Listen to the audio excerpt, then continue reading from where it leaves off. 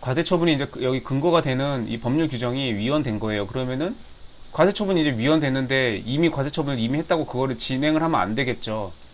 이게 취소, 아까 여기 지금 위헌인 거에 근거해서 당연 무효는 아니지만 취소에 흠이 있는 처분은 맞아요.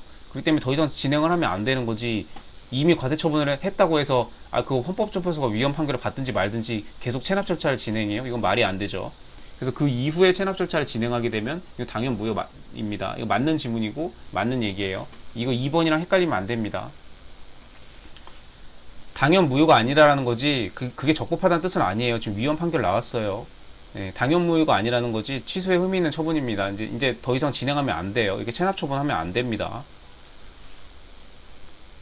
14번 행정계획 적절하지 않은 거. 10년 이상을 이렇게 하는 거는 너무한 거 아니니? 위배된다고 보아야 된다. 맞는 지문. 비구속적 행정계획안 직접적으로 영향 끼치고 뒷받침돼서 이렇게 될 거면은 헌법소원의 대상이 될 수 있다. 이거 그 판례죠, 그거. 1994년도 대학 입시 요강. 네. 장기 미집행 도시 실효제도. 이거는 헌법상 재산권은 당연히 도출되는 권리이다. 헌법상 재산권으로 당연히 도출되는 권리는 아니라고 그랬죠. 이건 그냥 법률상 권리예요. 이게 그 국토의 계획에 관한 계획 및 이용에 관한 법률 거기에 나와 있는 건가? 그 도시관리계획 그쪽에 나와 있는 건데, 네, 국토계획법일 거예요 아마. 하여튼 이거는 그 법률에 정해져 있는 거지. 이게 헌법상 재산권으로부터 당연히 도출되는 권리는 아니다라는 판례가 있죠. 3번이 틀렸고요. 그렇기 때문에 현저한 이렇게 손실이 발생했다. 그러면은 당연히 보상해야죠. 뭐 당연한 얘기고요. 영업량도와 제재사유 승계, 포괄적으로 승계한다고 아까 그랬죠. 적절하지 않은 거. 불법 증차 나왔네요. 이거 판례 이거 알고 있어야죠. 이거는 지위 승계 전에 이거에는 반환 명령을 할 수 없다.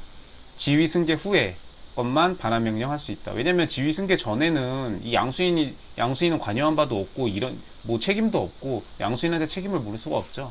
그래서 지위 승계 전과 후가 나뉜다는 거. 이건 객관식으로도 잘 나오고 전원합의체 판결일 거예요 아마 이거. 2차에서도 나올 수 있죠 이거는. 굉장히 중요한 판례. 딱히 중요한 판례들을 다 이게 답으로 하네요 보니까. 뭐 이게 가끔 너무 어이없게 쉬운 문제도 있긴 하지만 보통 이렇게. 네, 이게 1번이 틀렸습니다. 지위승계 전은 안 된다. 반환 명령할 수 없습니다. 양수인은 아무 죄가 없다. 지위승계 후에 것만 양수인에게 상대로 반환 명령할 수 있다. 이행강제금 일신 전속적 사망하면 목적을 잊고 종료한다. 그렇게 나와 있죠. 판례의 표현대로 따르면 이미 사망한 사람에 뭐 이렇게 하면 당연 무효죠. 네. 사망한 사람을 당사자로 한 판결도 이 대립 당사자 구조가 깨진 판결로서 당연 무효죠. 판결이 났더라도 당연 무효의 판결이기 때문에 대상이 없으니까 상소나 소송 수계도 다 불가능하죠. 네. 소 제기 전 사망 사건, 그다음 소장 부본 송달되기 전 사망 사건, 네. 민사소송하고 엮어서 당연 무효이다. 제재 처분, 대물적 처분.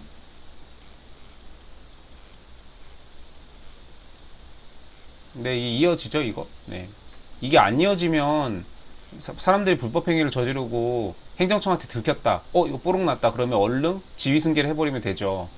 그런 식으로 하면 다 편법으로 다 불법을 이 불법 행위를 할 거 아니에요. 그렇기 때문에 이런 거는 다 당연히 승계가 되도록 되어 있습니다. 양도인의 운전면허 취소가 운송사업 면허의 취소 사유에 해당한다는 이유로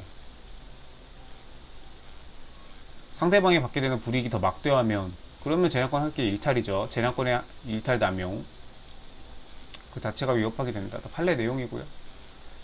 공법상 당사자 소송 적절하지 않은 거. 공법상 당사자 소송에 대하여 청구의 기초가 바뀌지 아니한 한도 내에서 민사소송으로 소 변경은 금지된다. 소 변경됩니다. 네, 양쪽으로 왔다리 갔다리 해요. 그리고 실제로 사람들이 당사자 소송하고 민사소송을 일반인들이 구분을 하지 못하기 때문에 막 행정법원, 민사법원 막 아무 때나 막 갖다 내거든요. 그래서 이제 가장 그 대표적 판례가 그거죠. 그 시청 청소차니까 당연히 공법상 공법관계주라고 행정법원으로 다 달려가는데 시청 청소차가 하는 그거는 시청에서 위탁을 받아서 하긴 하지만 뭐 이렇게 사법상 계약이다 뭐 그래서 그런 것들은 민사소송으로 다뤄야 된다 뭐 그런 판례들 있죠. 당사소송이랑 민사소송 구분하는 거. 얘는 행정법원 관할이고 얘는 민사법원 관할이죠. 근데 이제 이렇게 국가가 하는 행위가 모두 다 행정소송, 행정법원에서 하는 건 아니다. 뭐 국가가 사경제적 지위 주체에서 공법상 대등한 계약을 하거나 뭐 이런 것들 막 되게 판례 여러 개 있죠. 뭐 시립단원, 합창단, 뭐 당사소송하면 딱 하는 거 이런 거. 사법관계랑 공법관계 구분하는 거. 네, 금지된다 틀렸고요. 사건을 민사소송으로 잘못 제기한 경우에 뭐 성명권 행사해야죠. 네, 뭐 이렇게 하고요. 당사소송은 가처분으로 갑니다. 네. 민사소송하고 준용하게 돼 있죠. 항고소송이었으면 취소소송 이런 거였으면은 집행정지 이런 쪽으로 나가는데, 당사소송은 집행정지 이런 게 아니고 그냥 가처분, 민사소송법상 가처분. 네. 민사집행법에 있죠, 가처분 규정은. 아무튼 그 민사 규정이 준용된다. 도정법. 네, 당사소송이죠, 이거. 가장 대표적으로 이렇게 당사소송에서 첫 파트에서 나오는 조합 총회결의 효력을 다투는 소송.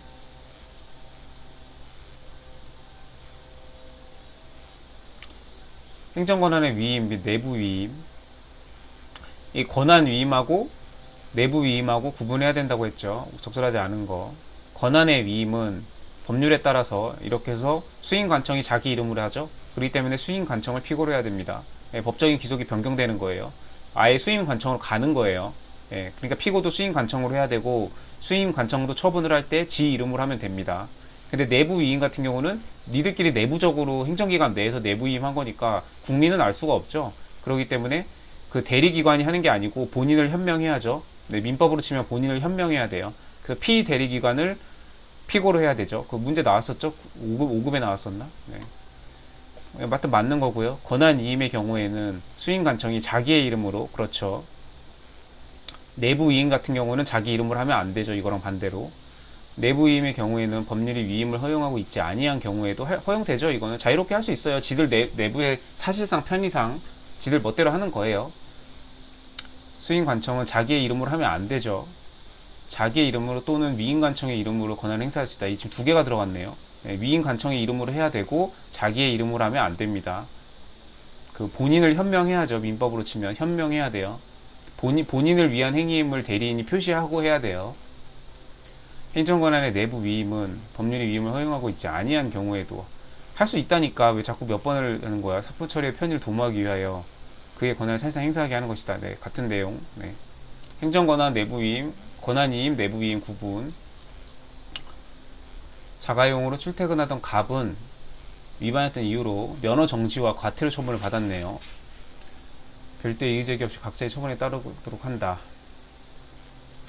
아, 이거 이제 기한 계산은 어떻게 할 거냐. 이거는 피고인한테 유리하게, 네, 의심이 있는 경우에는 피고인의 이익으로, 형사소송법, 헌법, 행정법 다 같은 민원인의 이익으로 이렇게 하는 겁니다. 자, 그러면은 과태료 처분은 민원인이 돈을 내야죠. 근데 돈을 내야 되는 마지막 날이 공휴일이면 민원인은 잘못이 아니잖아요. 공휴일인 게. 그렇기 때문에 그 다음날, 그 월요일까지, 평일인 월요일로 연장을 해주죠. 근데 월요일이 대체 휴무일이야? 그럼 화요일날 계속 연장을 해줘요. 그래서 이때까지 과태료를 납부하면 기간 내에 납부한 겁니다. 피고인의 이익으로, 민원인의 이익으로 과태료 처분은. 자, 그런데 면허 정지 처분은 이거는 내가 어느 때까지 면허가 정지되는 불이익 처분이죠. 근데 이 마지막 날이 공휴일이야. 그럼 근데 공휴일인 게 민원인 잘못도 아닌데, 공휴일이니까 그러면 다음 월요일이, 월요일이 또 대체 휴무네요. 그러면 그 다음 평일인 화요일까지 면허 정지됩니다. 이 화요일까지 기다려야 면허 정지가 풀려요. 이러면 민원인한테 불리하죠. 이러면 안 되겠죠. 그래서 이럴 때는 이게 마지막 날이 공휴일이다. 그럼 그날 종료하는 겁니다. 근데 과태료는 민원이 돈을 내야 되니까 이게 더 기한을 주는 거죠. 평일인 날까지 과태료 납부하세요. 네, 이렇게 이 두 개가 다르다는 거를 구분을 해야 됩니다. 그래서 이제 막 이렇게 섞어놨는데 뭐 3번이 뭐 적절한 거 찾는 거겠죠. 당연히 이거는 다 틀린 거 이제 막 섞어놨을 거예요. 운전 정지기간의 만료일은 해당 연도의 토요일로 되고, 네, 정지기간 만료는 공휴일이더라도 그날 끝나요. 그냥 이제 그 다음날부터 이제 바로 운전하면 돼요. 자, 그런데 과태료 납부는 공휴일날 납부가 안 되니까 그러면 이렇게 연장이 되겠죠. 뭐 심지어 그 다음날 대체 유무다, 그 다음날 추석이다, 그 다음날 또 설날이다, 또 다음날 계속 이렇게 빨간 날 끝날 때까지, 추석이 5일이다 그럼 5일 다 끝날 때까지, 그리고 그 추석 다 끝난 그 다음 설날 다 끝난 그 평일날까지, 네, 이렇게 연장된다는 거. 그래서 이거 두 개를 구분하라는 문제입니다. 이거 문제 되게 좋네요. 이런 문제 참 좋은 것 같아요.